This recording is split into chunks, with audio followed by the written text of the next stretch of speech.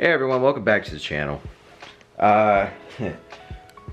Dude, my schedule is totally screwed up. I tried to do 2 a week and that's not going very well. I kind of revealed that we're gonna be moving to another place somewhere across the country, and that is still the case. So I didn't lie to you. As a matter of fact, we're gonna be ramping up a couple different projects just so that way we can get things good to go. So number one, the car runs. Junk here. This one runs and is almost ready to drive on the road. The only thing I need is the downpipe. So I screwed up ordering the flange. I actually got the reducers, but I tried ordering the flange again through Amazon like I normally do. However, the flange I ordered was the wrong flange again. I did the same thing last time and I forgot. So I ordered a 3-inch. This is a 2.5. So I went back to the place where I did buy the flange and they don't have any. So I don't want to spend $70 on another flange. So I went to looking back at this one and I realized it's not that bad. So I think we're going to keep welding on this one to make it work, and then see if we can throw it in the car. Alright, so I just got the aluminum foil just kind of pressed in a little. I poked a hole in it so it'll flow a little bit. I'm going to crank this up to about 15 on the back purge. Keep using my normal settings that I used for the regular.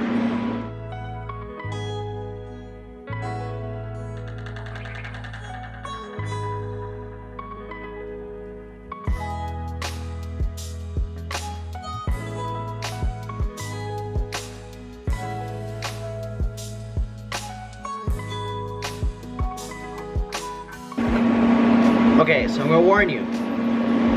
This is probably first time I welded 3 or 4 in a while, about a week, and 2 I'm sick, 3.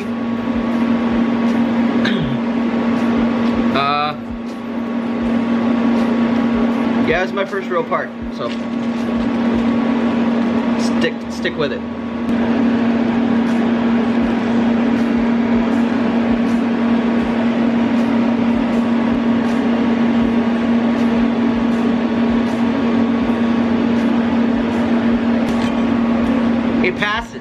It passes my standards, that's for damn sure, dude. I'm really glad I went back and tried this again, because I think this piece is salvageable.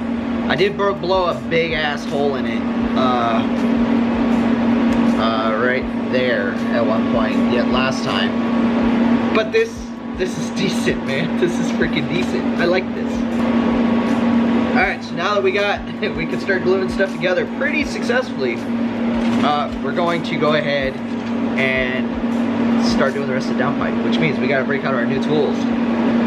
So we're gonna let this cool a minute, and then we'll put this on the turbo and see what kind of space and stuff we got.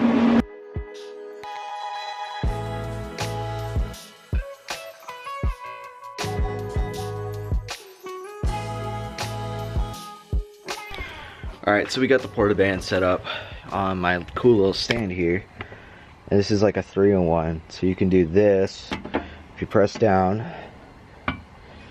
and then you can also put this vertical, and you can set it up with a table that bolts in here somehow, and then you can also just use it as the portaband itself.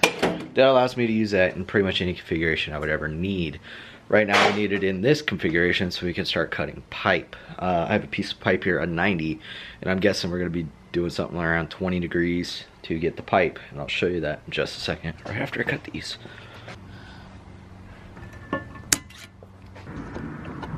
Pretty simple operation once you have it all set up properly.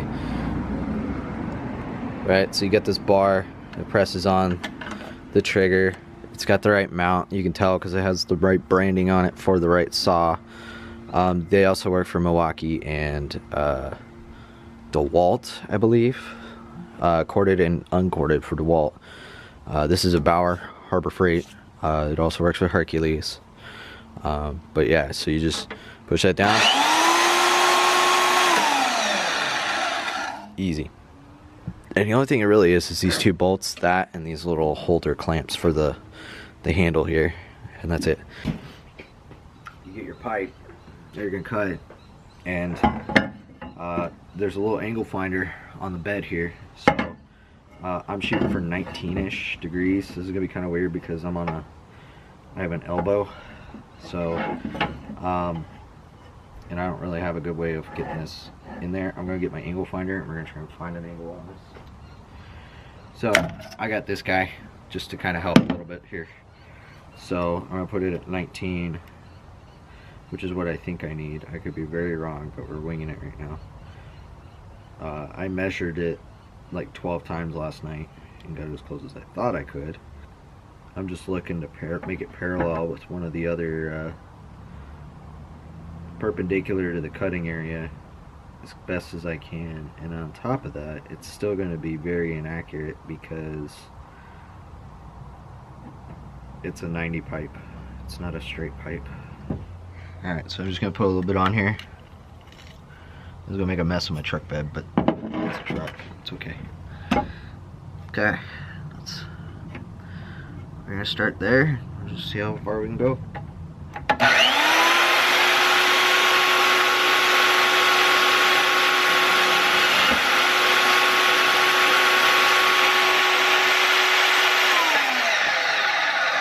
C-clamp might be nice. The switch, just because it's like you really want to be able to see the blade, and that's kind of awkward. So maybe I'll turn it like this. Okay. Get the blade aligned a little bit. It's gonna put it right on my part though. The C-clamp's right in the way.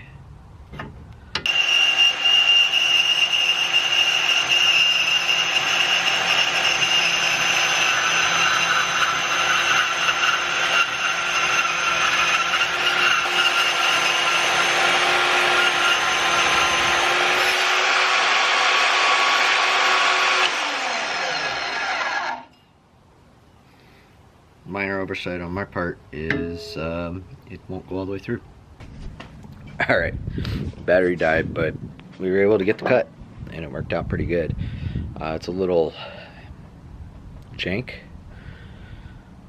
thanks to our little mishap there, but you know, whatever. But this configuration worked out pretty decent.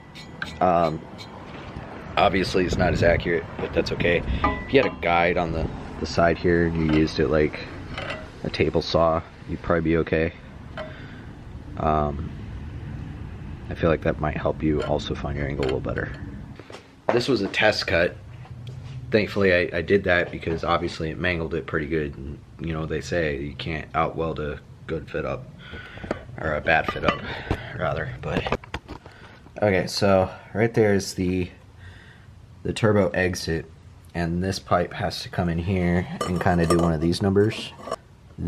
But it needs to be more than just true up 90 with the car. It needs to come back towards the engine a little bit, and so that 19 degrees kind of does it. It's very minimal and it's hard to see, but it does. So I just need to take 2 inches out of the equation. I probably need to add a couple extra degrees, but taking out that 2 inches is going to buy me a lot of space, or whatever that is, 1.5 inches. Alright, so let me show you the problem I just created for myself by cutting it that far down in the throat of the elbow. Alright, so my problem is now I got this irregular sized hole and I need it to be a 3-inch. So when I mate these two together, I get something like this. What I did was I kind of found the home of where I want this piece, and I need to make a blank for this. So a turbo gas will go in, you know, somewhere around here, and then this is just backfill. This is all blocked off, and then it'll flow into a 3-inch as tight as I need it. But I need to make that plate. What I did is I put a piece of 16th inch stainless plate that I had, one of my coupons. Talk about clutch. And I marked out the difference between the 3-inch pipe and the elbow that I cut. So now I'm going to try and cut it out with my bandsaw, at least the outer sections, and then I'll go get a hole saw and try and cut this as best as I can with a hole saw, or I'll even try this with a bandsaw. We'll see what its radius can do.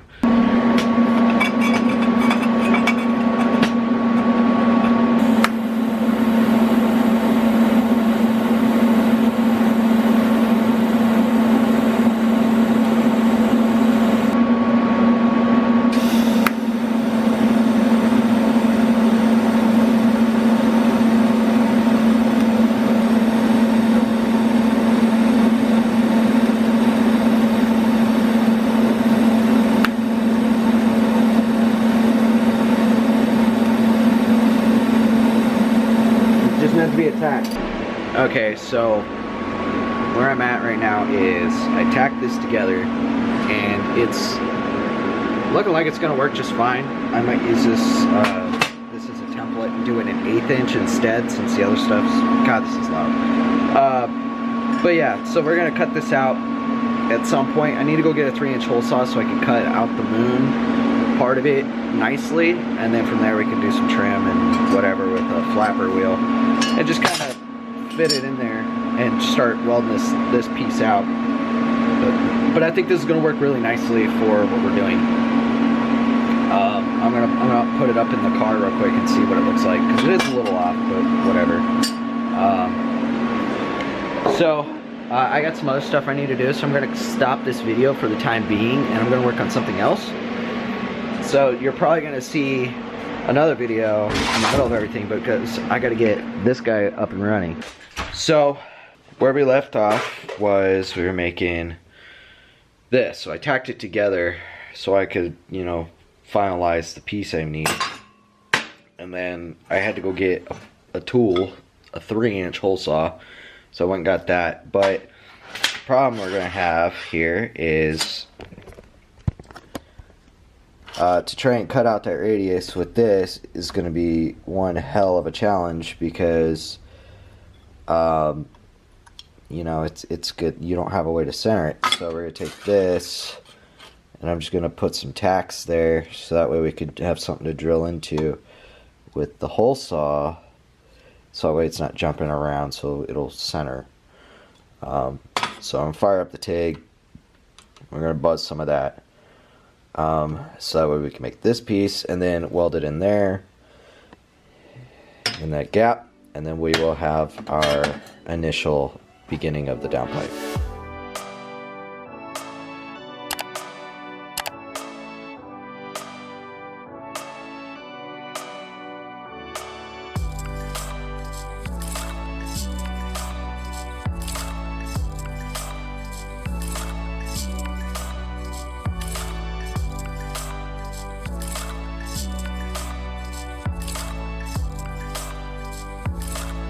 That is uglier than sin, but I think it'll work, maybe. We're gonna find out.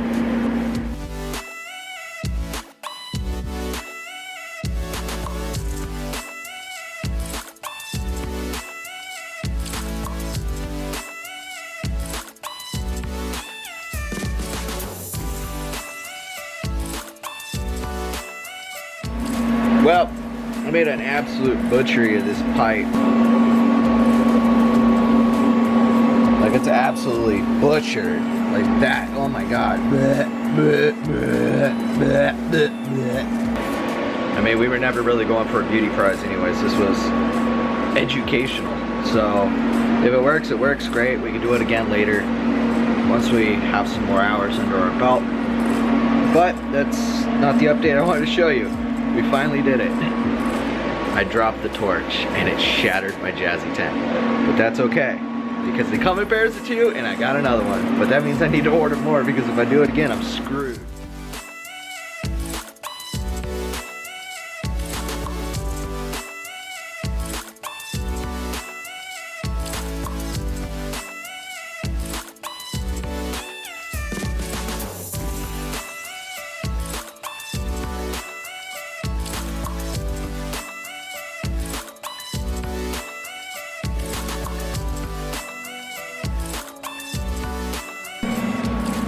Alright, so now you can kind of see the shape the downpipe's taken now.